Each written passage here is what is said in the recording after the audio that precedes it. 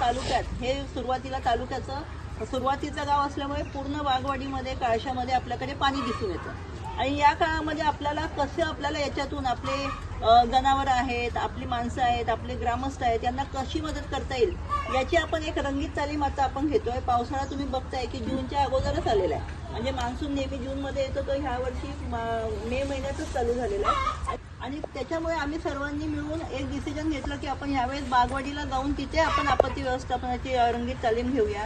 तिथे सगळ्या यंत्रणा म्हणजे तालुक्यातल्या सगळ्या यंत्रणा तुमच्यासाठी कशा उपस्थित आहेत आणि सर्वजण तुमच्या मदतीला कशा आहेत हे त्यांना आपण एक मदत म्हणून त्यांना एक आधार म्हणून आणि त्यांच्या हक्काचे लोक आम्ही आहोत हे त्यांना दिलासा देण्यासाठी आपण इथे आज जमलेलो आहोत.